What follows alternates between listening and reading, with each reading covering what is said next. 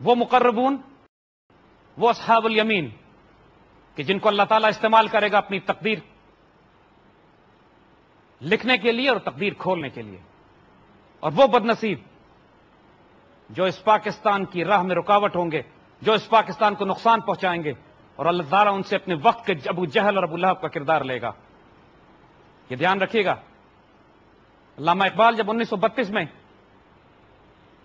افغانستان جاتے ہیں تو وہاں کے حکمرانوں کو وارن کرتے ہیں کہ ایک مملکت خداداد پاکستان وجود میں آنے والی ہے، اس کے ساتھ خیانت نہ کرنا۔ اور وہاں کے بادشاہوں کو وہ مشہور پیغام دیتے ہیں کہ دیگر دانائے راز آیت کے نائد، ای فقیر باز آیت کے نائد، یہ فقیر دوبارہ تمہارے پاس نہیں آئے گا، نہ کوئی اللہ کے راز جاننے والا تمہارے پاس آئے گا، ہوش سے کام لینا، اس ریاست کو نقصان نہ پہنچانا جو بننے والی، کہ پاکستان اللہ کے رازوں میں سے ایک راز ہے، پاکستان کا بننا بھی معجزہ ہے، اس کا بچنا بھی معجزہ ہے، اس کا عروج بھی ایک معجزہ ہوگا۔ یہ تقدیر لکھی گئی ہے، اب تلاش ان خوش نصیبوں کی ہے جو اس تقدیر کو مرتب کرنے میں اپنا حصہ ڈالتے ہیں۔ ہمارے بزرگوں نے پاکستان بنا دیا تھا، بیچ کی ایک نسل گم گئی، اس نسل نے اپنی اگلی نسل کو وہ میراث پاس نہیں کی، وہ میراث آگے ان کے حوالے نہیں کی کہ ہم نے پاکستان بنایا کس طرح تھا۔ آج بچے ہم سے پوچھتے ہیں ہم نے پاکستان کیوں بنایا، اسی لیے ہم نے یہ جنون اور یہ دیوانگی اور اس عشق کے مشن کو اٹھایا ہے کہ پاکستان ایک عشق، ایک جنون تھا، یہ ملک نہیں ہے، نہ تھا، یہ مدینہ ثانی ہے، یہ دوسرا مدینہ ہے جس مدینہ کے بعد اللہ تعالیٰ نے مسلمانوں کو تحفے میں دیا ہے۔ وہاں بھی مشرکوں سے ہجرت کر کے مسلمانوں نے ایک مدینے میں پناہ گاہ بنائی تھی اپنی، یہاں بھی ہند کے مشرکوں سے ہم ہجرت کر کے اس مدینے میں اپنی پناہ کے لیے آئے تھے۔ وہاں بھی ہم نے وعدہ کیا تھا، یا اللہ، حضور صلی اللہ علیہ وسلم غزوہ بدر کے موقع پر فرماتے ہیں، یا اللہ اگر یہ جماعت آج کٹ گئی تو اس کے بعد قیامت تک آپ کا نام لینے والا کوئی نہیں بچے گا۔ ہم نے بھی اللہ سے یہ وعدہ کیا تھا، مالک اگر تو نے ہمیں یہ ملک دیا تو ہم اس تیرے دین کو نافذ کریں گے، امت کے عروج و احیا کے لیے جو کئی سو سال کے عروج کے بعد ایسی زوال پذیر ہوئی کہ خلافت عثمانیہ کے ٹوٹنے اور مغلوں کے اقتدار کے ختم ہونے کے بعد ہند میں ایسی تاریکی چھائی کہ مسلمانوں کے پاس نہ کوئی نظریہ تھا، نہ قیادت تھی، نہ سیاست تھی، نہ فوج تھی، نہ حکومت تھی، نہ عدلیہ تھی، اور نہ تہذیب باقی رہ گئی۔ انگریز استعمار اور ہندو سامراج، اس کے درمیان وہ کیا انقلاب تھا جو اقبال نے برپا کیا، عشق اور جنون کیا تھا۔ جب وہ جنگ طرابلس سے اپنی شاعری شروع کرتے ہیں، فاطمہ تو آبرو امت کی مرحوم ہے، ذرہ ذرہ تیری مشت خاک کا معصوم ہے، وہاں سے جو آگ لگانا شروع کرتے ہیں تو 1938 میں انتقال کے وقت جب لوگوں نے کہا کہ آپ نے کیا انقلاب برپا کیا، فرماتے ہیں عشق کو فریاد واجب تھی سو وہ ہو چکی، عشق کو فریاد واجب تھی سو وہ ہو چکی، اب ذرا دل تھام کے فریاد کی تعبیر دیکھ۔ 1940 میں پھر اس فریاد کی تعبیر دنیا نے دیکھی، جب رب نے مہر لگا دی اس بات پر، خدا نے بندوں سے خود پوچھا بتاؤ تمہاری رضا کیا ہے۔ پاکستان مدینہ ثانی ہے، یاد رکھیے گا، یہ پاکستان اللہ کے رازوں میں سے ایک راز ہے۔ ہمارے بزرگوں کو یہ راز جب سمجھ آیا، جب ان کو یہ راز اقبال کی زبان معلوم ہوا، پھر پڑھ سبق صداقت کا، عدالت کا، شجاعت کا، کہ لیا جائے گا اب تجھ سے کام دنیا کی امامت کا۔ ہمارے بزرگ بتاتے ہیں ہمیں وہ واقعات کہ جس جنون اور جس دیوانگی سے 1.25 کروڑ مسلمان اپنے گھروں سے نکلے اور 50 لاکھ راستے میں کاٹ دیے گئے اس پاکستان تک پہنچنے سے پہلے، ہماری لاکھوں بیٹیاں پیچھے رہ گئیں جن کے دوپٹے کھینچے چلے گئے، لیکن انہوں نے آہ نہیں کی اس پاکستان کو بنانے میں۔ جو قیمت ہم نے ادا کی ہے اس سے خیانت نہیں کی جائے، اس سے خیانت نہیں کی جا سکتی، خیانت نہ کیجیے گا۔ آج نہ نماز کام آئے گی، نہ روزہ کام آئے گا، نہ حج، نہ زکوٰۃ، اگر اس پاکستان کے ساتھ خیانت کی کسی نے تو۔ اور اللہ بڑے بڑے گناہوں کو معاف کرنے والا ہے اگر اس پاکستان پر اپنی جان، مال، عزت اور آبرو قربان کر دیا تو۔ یہ بہت بڑی امانت ہے اس امت کی آبرو کی، اس کو رسوا نہ کیجیے گا کبھی، جو قیمت ادا کرنی پڑے اس جھنڈے کو اوپر رکھنے کے لیے۔ ہمارے بزرگوں نے بہت خون، بہت قربانی، بڑی عزتوں کے قربانیاں دی ہیں اس کو بنانے کے لیے۔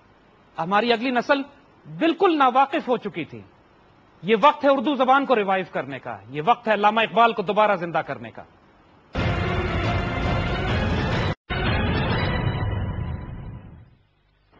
اس مشن کو اپنے وجود میں سمو لیجئے کہ یہاں سے اٹھنے کے بعد ہم اقبال کے جھنڈے کو ایک دفعہ پھر بلند کریں گے۔ پاکستان کے جھنڈے کے علاوہ، پاکستان کی آئیڈیالوجی اسلام، اس کی آئیڈینٹی پاکستان کے علاوہ ہم کسی اور شناخت کو تسلیم نہیں کرتے، کسی لسانی، کسی صوبائی، کسی فرقہ واریت کو ہم تسلیم نہیں کریں گے۔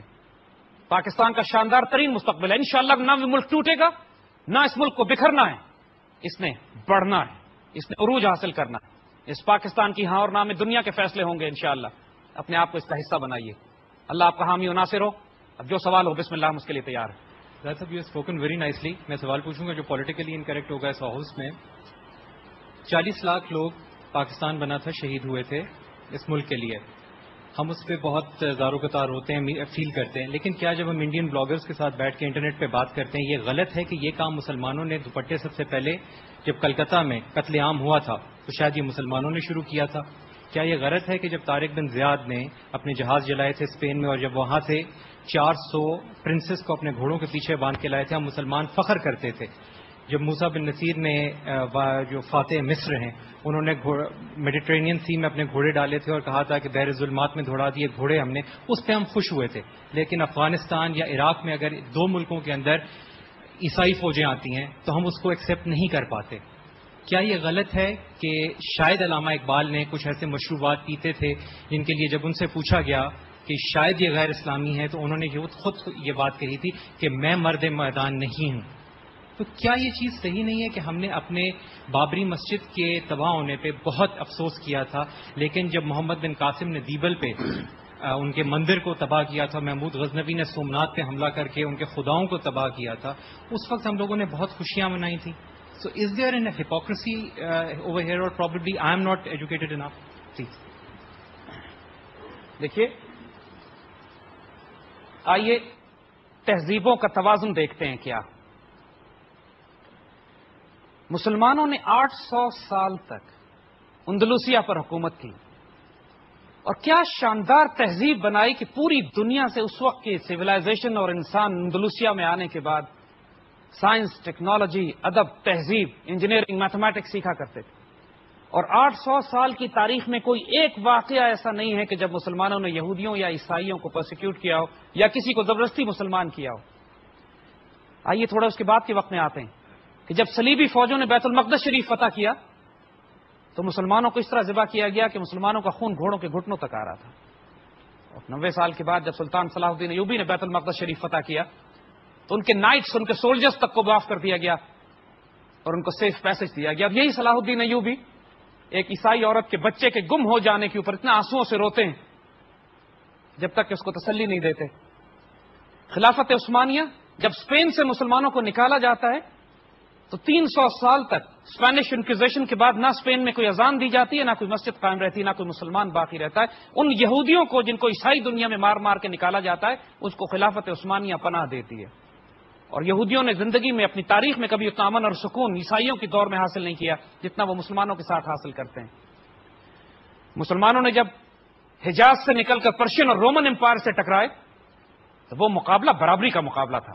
آگے بھی پرشین اور رومن امپائر نے چوڑیاں نہیں پہنی ہوئی تھیں، دنیا کی اعلیٰ ترین تہذیبیں تھیں، اعلیٰ ترین سویلائزیشنز تھیں، اور جو حکمتیں اور جو اس وقت کی جنگوں کے جو رواج تھے اور جو طریقہ کار تھے، مسلمانوں نے کبھی بے گناہ عورتوں، بچوں، بوڑھوں کی نسل کشی نہیں کی۔ ہندوستان میں 1000 سال ہم نے حکومت کی ہے، لیکن ہم نے جب بھی ہماری تلواریں ٹکرائی ہیں ان کی فوجوں کے ساتھ ٹکرائی ہیں، اور اس وقت کے دور کے مطابق جو رواج تھے وہ تھے۔ لیکن جب مسلمانوں نے 1000 سال کی حکومت قائم کی، کوئی ایک واقعہ بتا دیجئے جب تلوار کی زور پر ہم نے کسی مرد، کسی عورت، کسی بچے، کسی بوڑھے کو ذبح کیا ہو۔